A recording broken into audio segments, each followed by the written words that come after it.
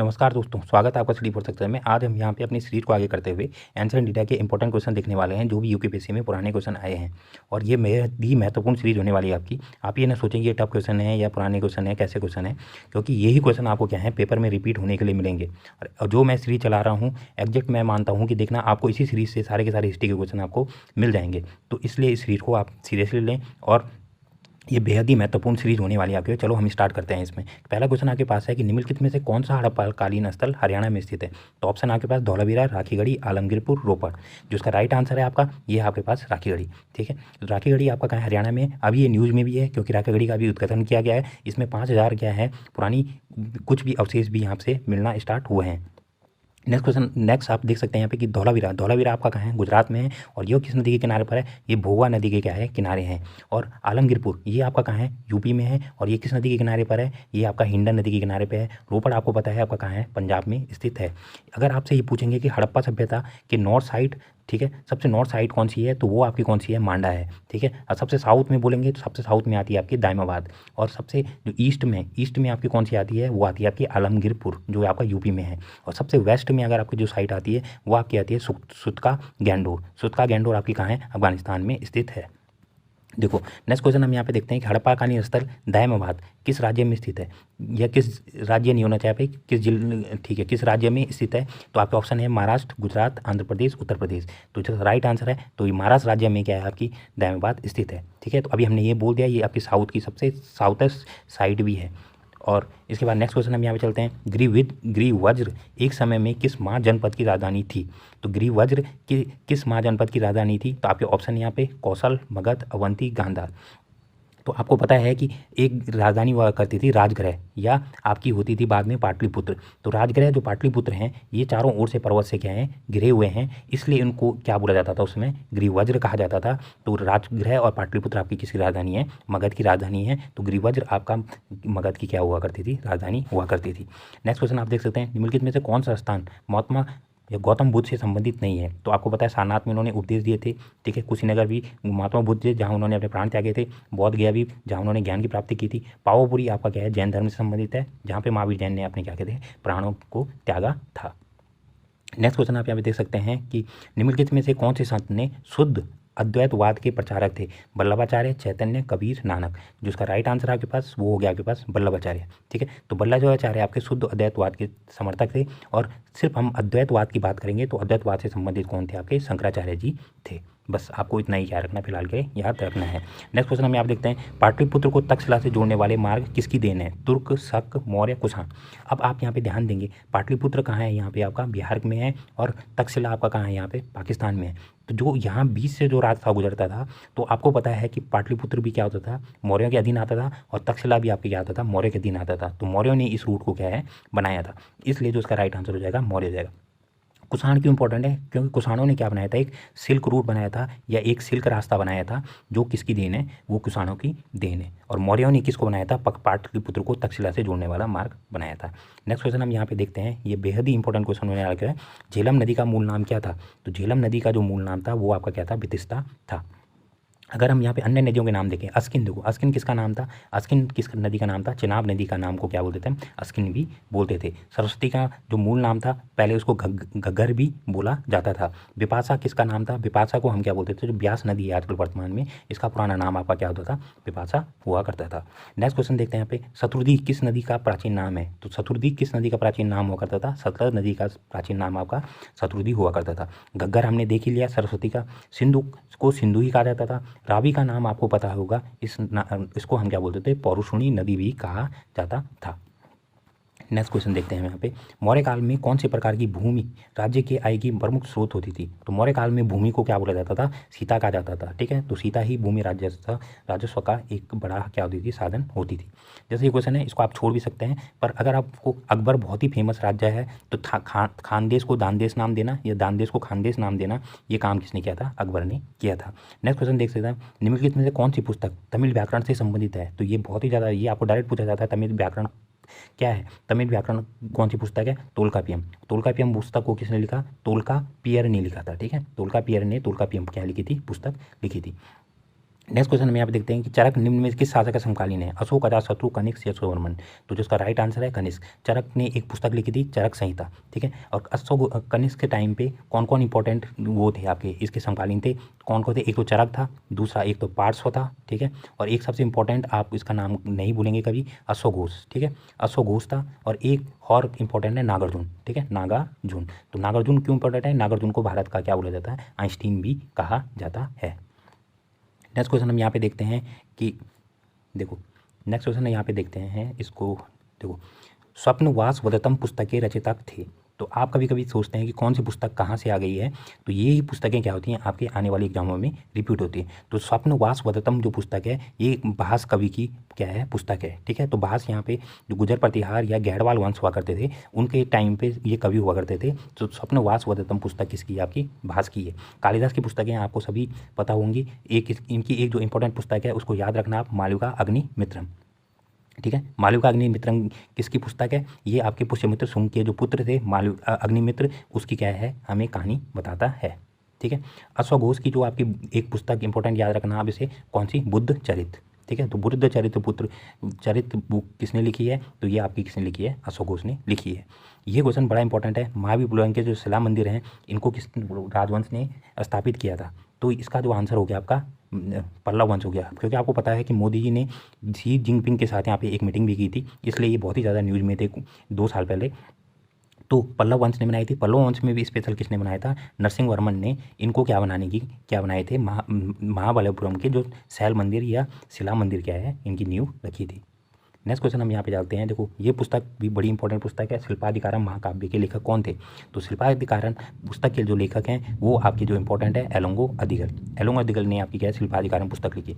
विशाख दत्त ने एक इंपॉर्टेंट पुस्तक लिखी है, ठीक है, वो कौन सी आपके पास, मुद्रा राक्षस। क्योंकि मुद्रा राक्षस से हमें किस वंश की जानकारी मिलती है, हमें इसमें चंद्रगुप्त मौर्य के बारे में जानकारी मिलती है। तो इसलिए ये पुस्तक बहुत ही ज़्यादा इंपॉर्टेंट थी। मुद्रा राक्षस ये किसने लिखी है, आपकी विशाख दत्त ने लिखी है। नेक्स्ट क्वेश्चन देखते हैं, सीरा शब्द का प्रयोग किसके लिए होता था। तो जो सीरा शब्द होता था ये मौर्य काल में यूज होता था, और ये हल के लिए क्या किया जाता था, इस प्रयोग का यूज किया जाता था। तो ठीक है, तो हल को क्या बोला जाता था, सीरा बोला जाता था। इस क्वेश्चन को आप छोड़ भी सकते हैं, पर फिर भी अगर कोई देखना चाहता है तो मेसोपोटामिया की जो लिपि जानी जाती है इसको हम क्या बोलते हैं, कुनिफॉर्म लिपि या कीलाक्षर लिपि भी कहते हैं। नेक्स्ट क्वेश्चन आप देख सकते हैं यहाँ पे कि निम्नलिखित में से किसने तत्व प्रकाश ग्रंथ की रचना की थी, ठीक है। तो आपको ये डायरेक्ट पूछा गया तत्व प्रकाश ग्रंथ की रचना किसने की थी, तो ये आपको किसने की थी, भोज ने की थी, ठीक है। तो जो भोज थे आपके राजा, उन्होंने ही इस तत्व प्रकाश ग्रंथ की क्या की थी, रचना की थी। नेक्स्ट क्वेश्चन, इस क्वेश्चन को आप यहाँ पे छोड़ सकते हैं। नेक्स्ट क्वेश्चन ये वाला बड़ा इंपॉर्टेंट क्वेश्चन है। इसमें आपसे पूछा जा रहा है कि निम्नलिखित में से कौन से राजाओं ने अश्वमेध यज्ञ किया था। तो पुष्यमित्र शुंग ने भी अश्वमेध यज्ञ करवाया था, समुद्रगुप्त ने भी अश्वमेध यज्ञ करवाए थे, परवरसेन प्रथम ने अश्वमेध यज्ञ करवाए थे, और पुलकेशिन प्रथम जो चालुक्य वंश का था, इन चारों राजाओं ने अश्वमेध यज्ञों को क्या था, आयोजन करवाया था। नेक्स्ट क्वेश्चन आप देख सकते हैं कि निम्नलिखित में से किस चोल शासक ने रामानुज को उत्पीड़ित किया और उन्हें अपने राज्य से बाहर निकाल दिया। रामानुज आजकल बहुत ज़्यादा न्यूज़ में है, क्योंकि आपको पता है कि एक स्टैचू ऑफ इक्वेलिटी बनी है जिसको हैदराबाद में लगाया गया है, 216 फुट उसकी हाइट है, ठीक है। अष्टधातु की वो मूर्ति बनाई गई है। तो ये मूर्ति अभी बहुत ही ज़्यादा इंपॉर्टेंट है। तो किस राजा ने इनको क्या कहता है, प्रताड़ित किया था और अपने राज्य से बाहर कर दिया था, तो वो आपका क्या राजपूत राजा था, राजपूत नहीं सॉरी चोल राजा था, उसका नाम क्या था आपका, कुलोतुंग फर्स्ट। इसको आप क्या रखें, जरूर याद रखें। ये भी बड़ा इंपॉर्टेंट क्वेश्चन है, ये भी बार बार रिपीट होता है। निरालंब सरस्वती अब निराक्षर हो गई है, किस कवि द्वारा, ठीक है, एक कवि द्वारा किसकी मृत्यु पर कहा गया था, ठीक है। तो किसकी मृत्यु पर कहा गया था, जब भोज परमार जी की क्या हो गई थी, मृत्यु हो गई थी, तब ऐसा कहा गया था कि सरस्वती अब क्या हो गई है, निराक्षर हो गई है, ठीक है। अब देखिए ये क्वेश्चन भी बड़ा इंपॉर्टेंट क्वेश्चन है कि वह श्री विजय शासक किसे बोलते थे, जो श्रीलंका के शासक होते थे, जिसने राजराज फर्स्ट के काल में अपने पिता द्वारा नागपट्टनम में आरंभ किए गए बौद्ध विहार का निर्माण कार्य पूर्ण करने को कहा था, ठीक है। तो जो आपका क्या था, मारविजयोतुंग वर्मन, ये श्रीलंका का शासक था। आपको पता है कि राजराज ने श्रीलंका को भी आधा जीत दिया था, और इसी टाइम पे जो ये मारविजयोतुंग वर्मन था, इसने राजराज फर्स्ट से क्या है परमिशन ली और नागपट्टनम में क्या किया, एक बौद्ध विहार बनाने की क्या किया था, कार्य शुरू किया था। तो इसको आप क्या रखें, जरूर याद रखें। नेक्स्ट क्वेश्चन देखते हैं यहाँ पे भारत में सबसे पहले आहत सिक्के किस धातु के बनाए गए थे। आहत सिक्के या इनको हम क्या बोलते हैं, पंचमार्क सिक्के भी कहते हैं। तो ये सबसे पहले आपके चांदी धातु के क्या गए थे, बनाए गए थे। नेक्स्ट क्वेश्चन, ये वाला क्वेश्चन भी बड़ा इंपॉर्टेंट है। किस अभिलेख में पुष्यमित्र द्वारा 2 अश्वमेध यज्ञों के संपादन किया उल्लेख मिलता है? ये क्वेश्चन आपका कम से कम 5 या 6 पेपरों में रिपीट हो चुका है। तो ये इसका जो राइट आंसर है ये हो गया आपका धनदेवा का अयोध्या अभिलेख। धनदेवा का अयोध्या अभिलेख से हमें ये जानकारी मिलती है कि पुष्यमित्र शुंग ने 2 अश्वमेध यज्ञों को क्या किया था, संपादन किया था। इसके अलावा यहाँ पे जो 2 अभिलेख दे रखे हैं, यहाँ पे आपसे पूछा जाता है कि हाथी गुम्फा अभिलेख किसका है, तो हाथी गुम्फा अभिलेख खारवेल से संबंधित है। आपको नासिक अभिलेख पूछा जाता है, तो नासिक अभिलेख आपका किससे संबंधित है, गौतमीपुत्र सातकर्णी से संबंधित है। तो आपको ये तीनों अभिलेख क्या करने हैं, याद करने हैं। हाथी गुम्फा अभिलेख, नासिक अभिलेख, धनदेवा का अयोध्या अभिलेख, ये आपका पुष्यमित्र शुंग से क्या है, संबंधित है। नेक्स्ट क्वेश्चन, ये क्वेश्चन भी बड़ा इंपॉर्टेंट क्वेश्चन है और ये भी बार बार रिपीट होता है। इसमें आप देख सकते हैं किस अभिलेख में, अशोक के किस अभिलेख में अकाल से निपटने के उपायों का उल्लेख किया गया है। तो जो इसका राइट आंसर है आपके पास 2 अभिलेख, साहूगारो आपका कहाँ है, यूपी में है, और महास्थानम ये आपका वर्तमान क्या है, बांग्लादेश में है। तो इन 2 जगह पे आपको क्या मिलता है, अकाल से निपटने के क्या मिलते हैं, उपाय मिलते हैं, जिनमें अशोक ने अकाल से निपटने के उपाय लिखे हुए हैं। तो ऑप्शन नंबर सी इसका राइट आंसर हो जाएगा, साहूगारो का अभिलेख और महास्थान का अभिलेख। ये क्वेश्चन भी देखो इंपॉर्टेंट है क्योंकि अशोक पूरा यूपीएससी के लिए बड़ा इंपॉर्टेंट फिगर होता है। तो अशोक के समकालीन मिस्र का राजा कौन था, तो अशोक के कालीन जो मिस्र का राजा था वो आपका था टॉलमी फिलाडेल्फियस, ठीक है। और इसके अलावा अगर हम बाकी राजा भी देखें, 3-4 राजा होते थे जो अशोक के समकालीन हुआ करते थे। तो एक तो टॉलमी फिलाडेल्फियस हो गया, ये मिस्र का राजा हुआ करता था। एंटिगोनास आपका कहाँ का राजा था, मैसिडोनिया का राजा था, ठीक है। अलेक्जेंडर, अगर हम अलेक्जेंडर की बात करें तो ये आपका कहाँ का राजा था, एपीरस का राजा था।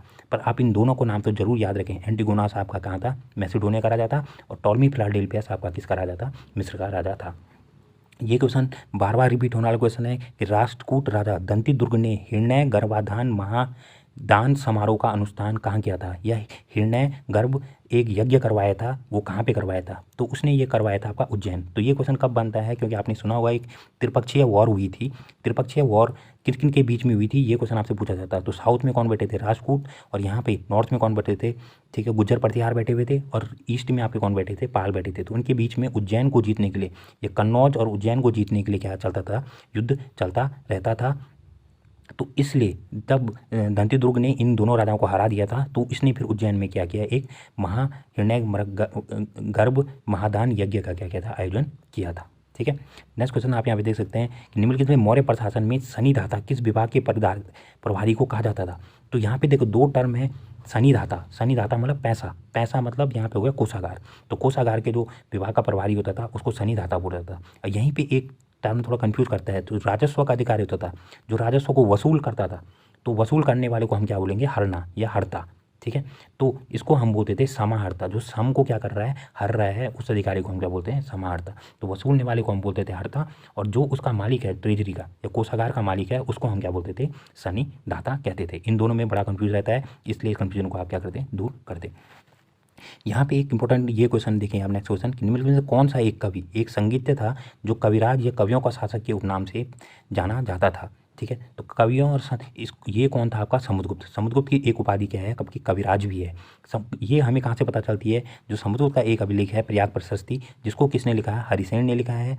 इसमें समुद्रगुप्त ने खुद लिखा है कि मैं कविराज, ठीक है। तो यहीं से हमें पता चलता है कि समुद्रगुप्त क्या था, एक कविराज भी हुआ करता था। समुद्रगुप्त के एक सिक्का मिलता है जिसमें समुद्रगुप्त ने क्या पकड़ा है, वीणा पकड़ा हुआ है। तो ये क्वेश्चन भी पूछा जाता है कि कौन सा गुप्त राजा था जो वीणा बजाने का शौकीन था, तो वो आपका कौन था, समुद्रगुप्त था, क्योंकि उसके सिक्के से हमें पता चलता है कि समुद्रगुप्त क्या था, वीणा भी बजाता था।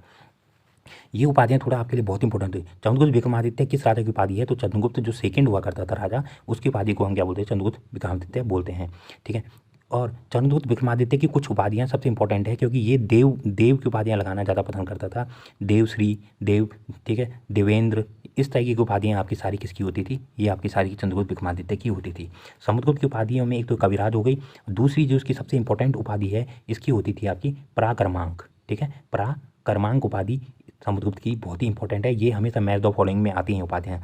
इसके बाद स्कंदगुप्त की जो उपाधि है वो आपकी क्या है, कर्मादित्य, ठीक है। तो इन उपाधियों में थोड़ा कंफ्यूज ना हो तो मैं आपको थोड़ा समझा देता हूँ कि कैसे इनको याद रखें, क्योंकि समुद्रगुप्त का जो पुत्र था वो चंद्रगुप्त था, चंद्रगुप्त का पुत्र फिर स्कंदगुप्त आता है, ठीक है। तो समुद्रगुप्त क्या है, चंद्रगुप्त विक्रमादित्य से पहले है, तो जो इसकी उपाधि है वो कर्मांक है, ठीक है। इसको आप याद रखें, कर्मांक। और फिर चंद्रगुप्त ने तो विक्रमादित्य उपाधि लगा दी, विक्रमादित्य के बाद जब उसका पुत्र आएगा स्मादित्य, वो भी आदित्य उपाधि लगाएगा। तो उसने जो उपाधि लगाई वो कौन सी लगाई, आपकी कर्मादित्य, ठीक है। तो विक्रमादित्य के बाद फिर कर्मादित्य, ये उपाधियाँ बाद में चलेंगी, विक्रमादित्य के बाद चलेंगी। तो इसलिए इसको आपको थोड़ा कालक्रम में याद रखें कि स्कंदगुप्त के बाद ये आपकी क्या थी, कर्मादित्य थी। और समुद्रगुप्त चंद्रगुप्त विक्रमादित्य से पहले था, तो इसलिए उसकी उपाधि क्या थी, प्राक क्रमांक थी। नेक्स्ट क्वेश्चन हम यहाँ पे देखते हैं, स्तूप जहाँ बुद्ध और उनके शिष्यों के जो हड्डियाँ जो अवशेष रखे जाते थे वो किस में रखे जाते थे। स्तूप आपको पता है कि इस तरीके का होता है, इसके ऊपर यहाँ पे हर्मिका होती है या इसको ठीक है सर्रिका भी बोलते हैं। इसके ऊपर यहाँ पे क्या होती है, यष्टि होती है, ठीक है। और इसको हम क्या बोलते हैं, अंडा बोलते हैं। तो जो स्तूप होते हैं इसमें कहाँ पे क्या रखे जाते हैं, अवशेष रखे जाते हैं। तो जो ये आपकी हर्मिका होती है या सर्रिका होती है, यहाँ पर क्या रखे जाते हैं, अवशेष रखे जाते हैं, या अंदर दफन नहीं किए जाते हैं, ठीक है। तो इसका जो राइट आंसर हो गया आपका सर्रिका हो गया है। नेक्स्ट क्वेश्चन आप देखते हैं, कनिष्क बौद्ध धर्म की किस शाखा का अनुयायी था। जो कनिष्क था आपका, ये महायान शाखा का अनुयायी था। महायान और यान में मेन डिफरेंस क्या है। महायान क्या करते थे, जो गौतम बुद्ध की जो मूर्ति है उसको क्या करते हैं, मूर्ति को पूजा करते हैं, या गौतम बुद्ध को क्या करते हैं, फॉलो करते हैं, उसे हम महायान बोलते हैं। हीनयान क्या करते हैं, गौतम बुद्ध की सिर्फ टीचिंग को फॉलो करते हैं, ये गौतम बुद्ध को भगवान नहीं मानते हैं और इसकी मूर्ति पूजा नहीं करते हैं। तो जो कनिष्क था ये इसने गौतम बुद्ध की बहुत सी मूर्तियाँ बनाई हैं, इसलिए ये आपका कौन सी, महायान शाखा का क्या था, एक फॉलोवर था। ये क्वेश्चन भी बार बार रिपीट होता है आपके पास कि जितने भी शासक हैं ये गुप्त शासक, उनकी पत्नियों के नाम क्या आते हैं, बार बार रिपीट होते हैं, क्योंकि इन्होंने ऐसे सिक्के चलाए थे जिनमें इन्होंने अपनी फ़ोटो के साथ अपनी पत्नी की फ़ोटो भी लगाई थी, या क्वींस टाइप के सिक्के भी चलाए थे, इसलिए क्या हो जाती हैं, इंपॉर्टेंट हो जाते हैं। देखो चंद्रगुप्त फर्स्ट की जो यहाँ पे आपकी जो पत्नी थी वो आपकी थी कुमार देवी। इनको आप क्या करें, डायरेक्ट याद कर लें। चंद्रगुप्त फर्स्ट की पत्नी थी कुमार देवी, समुद्रगुप्त की जो वाइफ थी वो आपकी कौन थी, दत्त देवी थी। और चंद्रगुप्त जो सेकंड है या चंद्रगुप्त विक्रमादित्य हैं, उनकी वाइफ का नाम था कुबेर नागा, और कुमार गुप्त की थी अनंत देवी।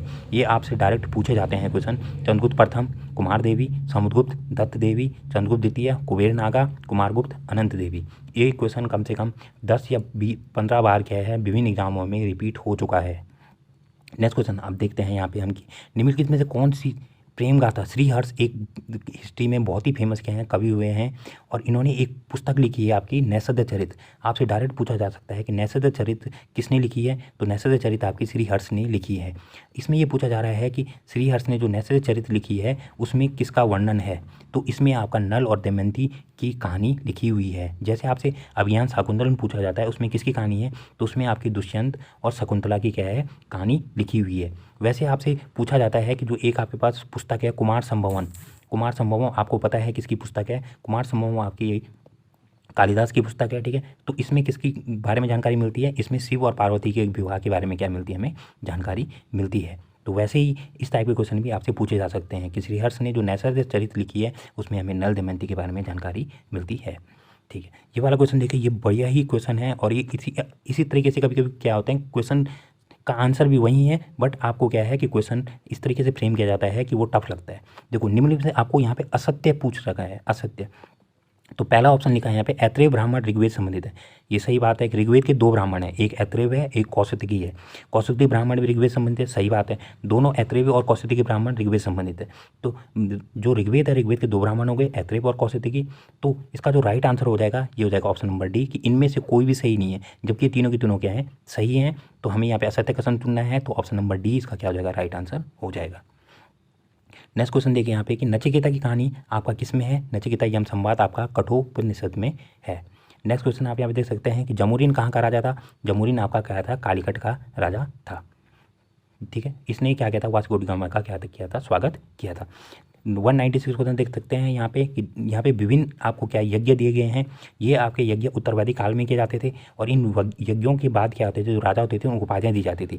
जब कोई राजा वाजपेयी यज्ञ करवाता था तो उसे सम्राट की उपाधि मिलती थी। अश्वमेध यज्ञ करवाता था या तो उसको चक्रवर्ती सम्राट या स्वराट की उपाधि मिलती थी। पुरुषमेध यज्ञ कराता था तो उसे विराट की उपाधि मिलती थी, और सर्वमेध यज्ञ करता था तो उसे एकराट की उपाधि नहीं मिलती थी, उसे जो उपाधि मिलती थी वो मिलती थी उसे सर्वराट की उपाधि, ठीक है। जो सर्व कर रहा है तो उसे सर्वराट की क्या मिलेगी, उपाधि मिलेगी। तो जो इसमें जो राइट आंसर हो जाएगा आपके पास, सर्वमेध यज्ञ में सर्वराट की उपाधि मिलती थी, तो ये आपका क्या हो जाएगा, यहाँ पे राइट आंसर हो जाएगा। अब देखें यहाँ पे नेक्स्ट क्वेश्चन यहाँ पे देखें कि रंगपुर, जो आपका रंगपुर है ये कहाँ है आपके पास, ये आपका गुजरात में है, ठीक है। तो ये इसकी खुदाई में कौन कौन सी सामग्रियाँ मिली हैं, तो इसमें जो आपको राइट आंसर है, इसमें जो आपको मिली है पुरानी तांबे की कुल्हाड़ी मिली है, मनके मिले हैं, और मिट्टी के कुछ क्या मिले हैं, यहाँ से बर्तन मिले हैं। ठीक है। तो रंगपुर से आपको क्या क्या मिले हैं, पुरानी तांबे की कुल्हाड़ी मिली है, मनके मिले हैं और मिट्टी के बर्तन मिले हैं। चावल भी यहाँ से मिला है, चावल का दाना मिला है, ठीक है, पर चावल की भूसी नहीं मिली है। भूसी होता है जो चावल के बाहर का कवर है, पर यहाँ से चावल के दाने के साक्ष्य भी मिलते हैं। इसके बाद नेक्स्ट क्वेश्चन देखते हैं यहाँ पे कि वैपुल्य सूत्र संबंधित है। तो जो आपका, ठीक है, वैपुल्य सूत्र है आपका, जो ये महायान की जो पुस्तकें हैं, इनमें महायान वाली जो पुस्तकें हैं उनको ही क्या बोला जाता है, वैपुल्य सूत्र भी कहा जाता है। तो ये आपका किस संबंधित है, बौद्ध धर्म से संबंधित क्या है आपके पास पुस्तकें हैं, वैपुल्य सूत्र। ये 199 क्वेश्चन, ये बहुत ही इंपॉर्टेंट क्वेश्चन है कि आंध्र और शिशुनाग वंशों के बारे में किससे हमें जानकारी प्राप्त होती है। तो यहाँ पे जो आपका पुराण है मत्स्य पुराण, पुराणों में सबसे इंपॉर्टेंट पुराण आपका मत्स्य पुराण है, जिसमें आपको, ठीक है, शिशुनाग वंश से लेकर, ठीक है, मौर्य वंश से लेकर पूरा गुप्ता वंश से लेकर, गुप्ता वंश के बाद जो आपके ये सातवाहन वंश आए या आंध्र वंश आए, इनकी पूरी जानकारी मिलती है हमें। वो आपका कौन सा पुराण है, ये पुराण आपका मत्स्य पुराण है। इसलिए हिस्ट्री के हिसाब से मत्स्य पुराण क्या है, सबसे ज़्यादा इंपॉर्टेंट पुराण माना जाता है। इसमें सबसे एक इंपॉर्टेंट पुराण और है विष्णु पुराण। विष्णु पुराण से हमें क्या है, मौर्य वंश की भी जानकारी मिलती है। तो इसलिए विष्णु पुराण भी थोड़ा सा क्या होता है, इंपॉर्टेंट हो जाता है। कभी आपसे पूछा जा सकता है कि मौर्य वंश की जानकारी हमें किससे मिलती है, तो मत्स्य पुराण से भी मिलती है, साथ साथ में हमें विष्णु पुराण से भी मौर्य वंश की क्या मिलती है, जानकारी मिलती है। ये क्वेश्चन अभी हम देख ही चुके हैं कि नासिक जो शिलालेख है ये किसके द्वारा लिखा गया था। तो जो ये नासिक शिलालेख लिखा गया था, ये लिखा गया था गौतमी पुत्र सातकर्णी के द्वारा। तो यहाँ पे जो राइट आंसर हो जाएगा आपका, इनमें से कोई नहीं, या इनमें से कोई तो नहीं, क्योंकि यहाँ पे जो गौतमी बाल श्री था, इसी को हम क्या बोलते हैं, गौतमी पुत्र सातकर्णी बोलते हैं। पर आप इसी मत याद रखें, आप सिंपल से याद रखें कि नासिक शिलालेख किससे संबंधित है, तो वो आपका है गौतमी पुत्र, ठीक है, गौतमी पुत्र लिखा होगा जहाँ पे, पुत्र सातकर्णी, ठीक है, ये श्री सातकर्णी नहीं, गौतमी पुत्र सातकर्णी, ठीक है। तो नासिक अभिलेख गौतमी पुत्र सातकर्णी से संबंधित है। अब देखिए ये क्वेश्चन, जैसे ये क्वेश्चन भी इंपॉर्टेंट है यहाँ पे कि कर्म कांडों के बारे में हमें विस्तृत जानकारी प्राप्त होती है। तो कर्म कांडों के बारे में जो हमें विस्तृत जानकारी प्राप्त होती है वो हमें किससे प्राप्त होती है, कल्पसूत्रों से प्राप्त होती है। वेदों में जो आपका यजुर्वेद है, यजुर्वेद से हमें क्या होती है, कर्म कांडों की जानकारी प्राप्त होती है, पर वो क्या होती है, अल्प मात्रा में होती है, पूर्ण रूप से प्राप्त नहीं होती है। पर आपसे डायरेक्ट ये भी पूछा जाता है कि यजुर्वेद कौन सा वेद है जिससे हमें कर्मकांडों के बारे में जानकारी प्राप्त होती है, तो यजुर्वेद से हमें कर्मकांडों के बारे में जानकारी प्राप्त होती है। पुराणों में आपको सिर्फ एक चीज़ याद रखना है कि पुराणों की रचना किसने की थी, पुराणों की रचना जो की थी आपकी लोमहर्ष और उनके पुत्र उर्ग सर्वा, ठीक है, उर्ग सर्वा और लोमहर्ष ने मिलकर क्या की थी, पुराणों की क्या की थी, रचना की थी। पुराणों की रचना का काल पूछा जाता है आपसे कि पुराणों की रचना किस काल में हुई थी, पुराणों की रचना आपकी किस काल में हुई थी, गुप्त काल में पुराणों की रचना को माना जाता है। नेक्स्ट क्वेश्चन देख सकते हैं हम यहाँ पे कि जैसे ये क्वेश्चन है, इसको आप अगर अपने थोड़ा सा दिमाग चलाएंगे तो उससे भी कर सकते हैं कि धर्मसूत्र के बारे में यहाँ पे स्टेटमेंट दिए हैं कि इसमें कौन सा गलत है। तो धर्मसूत्र आपको पता है ये सारे वैदिक पीरियड के लिटरेचर हैं, और वैदिक में आपको हमेशा याद रखना है कि वैदिक में क्या होते थे, शहरी जीवन नहीं होता था, वैदिक में हमेशा क्या होता था, ग्रामीण जीवन होता था। तो धर्मसूत्र शहरीकरण के पक्षधर नहीं थे, ठीक है। तो ये बाकी चीज़ें सब लिखी हुई हैं कि धर्मसूत्र के अनुसार राजा कानून का निर्माता नहीं था, सही बात है। धर्मसूत्र के अनुसार राजा कानून का रक्षक था, ये बात भी सही है। धर्मसूत्र ग्रामीण जीवन के क्या थे, प्रशंसक थे। पर जो भी वैदिक लिटरेचर है आपके पास, या वैदिक साहित्य हैं, वो कभी भी शहरीकरण की तरफ नहीं जाते थे। उस समय क्या होते थे, आपके गाँव ही होते थे। इसको आपको क्या रखना है, याद रखना है। जैसे ये क्वेश्चन हो गया आपके उदयगिरी शिलालेख, तो ये ऑप्शन आप यहाँ पे हटा सकते हैं। जो उदयगिरी शिलालेख है इनके बारे में आपको बता देता हूँ कि उदयगिरी की शिलालेख किस किस से संबंधित है। एक आपको याद रखना है चंद्रगुप्त विक्रमादित्य, चंद्रगुप्त विक्रमादित्य का क्या है, उदयगिरी शिलालेख है। उदयगिरी शिलालेख कभी आप क्या करें, गूगल में सर्च मारेंगे, आपको एक मूर्ति मिलेगी इस तरीके से, बराह की मूर्ति, ठीक है। और बराह की मूर्ति एकमात्र अभिलेख में है आपके पास, वो है आपके पास उदयगिरी शिलालेख में, और इसको आप क्या रखें, जरूर याद रखें, ठीक है। उदयगिरी शिलालेख आपका किससे संबंधित है, चंद्रगुप्त विक्रमादित्य से संबंधित है। इसके बाद ये क्वेश्चन तो हमने पहले ही कर लिया है कि किस राजा ने देवराज, देवभूत और देवश्री की उपाधियां धारण करता था। तो आपको पता है कि चंद्रगुप्त विक्रमादित्य ही देव वाली उपाधियां क्या करता था, धारण करता था। अब बाकियों की उपाधि मैंने आपको बता दिया, समुद्रगुप्त की पराक्रमांक, स्कंदगुप्त की क्या, कर्मादित्य, ठीक है। ये तीन उपाधियां बिल्कुल ना भूलें आप, ठीक है। चंद्रगुप्त की हो गई चंद्रगुप्त विक्रमादित्य। नेक्स्ट क्वेश्चन देखो, यहाँ पे ये क्वेश्चन है, इस क्वेश्चन को आपको नहीं, ये इसको आप छोड़ सकते हैं। नेक्स्ट क्वेश्चन, ये वाला क्वेश्चन बड़ा इंपॉर्टेंट है। लिच्छवी गणराज्य को निम्न में से किसने समाप्त किया था। जब आपके क्या है कि जो 16 महाजनपद थे उनमें आपस में लड़ाइयाँ चल रही थी, तो एक ही राजा था जिसने क्या है कि सारे वंशों को ज़्यादातर हराया था और इनको सबको मगध में मिला दिया था। वो कौन था, अजातशत्रु। अजातशत्रु किस वंश का शासक था, हर्यक वंश का शासक था अजातशत्रु, ठीक है। तो अजातशत्रु ने लिच्छवी, कौशी, ठीक है, काशी, कौशल, इन सभी राजाओं को किस में मिला दिया था, अपने राज्य उसमें मगध मगध में मिला लिया था। ठीक है, अजातशत्रु की जो राजधानी थी वो आपकी कहाँ थी, राजगृह में थी। अब इसमें आपको पता भी होगा कि इसने अपनी क्या कराई थी, पहली बौद्ध संगति भी अजातशत्रु ने ही करवाई थी। फिर अजातशत्रु के बाद जो इसका पुत्र आया था, इसका पुत्र कौन था, उदयन। उदयन ने बस एक इंपॉर्टेंट काम किया था, इसने राजधानी को राजगृह से कहाँ बनाया था, पाटलिपुत्र बसाया था। और ये भी पूछा जाता है आपसे पाटलिपुत्र शहर की स्थापना किसने की थी, तो वो किसने की थी, आपकी उदयन ने की थी। बस इसमें एक चीज़ और ध्यान रखना हर्यक वंश में, क्योंकि आपको पता है कि सबसे पहले बिंबिसार हुआ करता था, बिंबिसार को मारकर अजातशत्रु बना, अजातशत्रु ने अपने अजातशत्रु को फिर मारा किसके, उसके पुत्र उदयन ने। तो इसलिए जो हर्यक वंश होता है इसे आपको क्या बोला जाता है, हत्यारा वंश भी कहा जाता है। नेक्स्ट क्वेश्चन, ये क्वेश्चन देखो वैसे और क्या मॉडर्न इंडिया का क्वेश्चन हो गया, और ये बहुत ही इंपॉर्टेंट क्वेश्चन है कि भारत का प्रथम मजदूर संगठन कौन था। तो भारत का जो प्रथम मजदूर संगठन था वो एटक था। ठीक है, तो इसलिए आप कभी कभी इंग्लिश में भी जरूर पढ़ें, तो एटक को कैसे लिखते हैं, AITUC। ठीक है, तो एटक की फुल फॉर्म हो गए all India trade union Congress. ठीक है, तो जो ये बनाया गया था all India trade union Congress, ये कब बनाया गया था, 1920 में बनाया गया था। और ये किसके द्वारा बनाया गया था, जो कम्युनिस्ट थे, कम्युनिस्ट लोगों के द्वारा बनाया गया था। और दो कम्युनिस्ट कौन हैं जिनके द्वारा ये बनाया गया था, सबसे पहले आ जाता है आपका NM जोशी, और दूसरा आ जाता है आपका लाला लाजपत राय। इन दोनों ने मिलकर क्या बनाया था, ये आपका संगठन बनाया था। और इसके जो पहले अध्यक्ष बनाए गए थे वो किसको बनाया गया था, आपका लाला लाजपत राय जी को ही बनाया गया था। बाकी जो संगठन है ये सारे के सारे स्वतंत्रता और स्वतंत्रता के बाद के संगठन है, इनको आपको जानने की जरूरत नहीं है। तो भारत का जो प्रथम मजदूर संगठन था वो आपका कौन था, all India trade union Congress. तो इतने सारे हमने यहाँ पे 50 के 50 क्वेश्चन कर लिए हैं, आपको ये कैसे लगे। और ये ना सोचें कि ये टफ क्वेश्चन है या कैसे क्वेश्चन है, बस आपको इन क्वेश्चनों को क्या करना है, याद करना है कि अगर ये क्वेश्चन आपके पेपर में आते हैं तो आपके ये क्वेश्चन अब गलत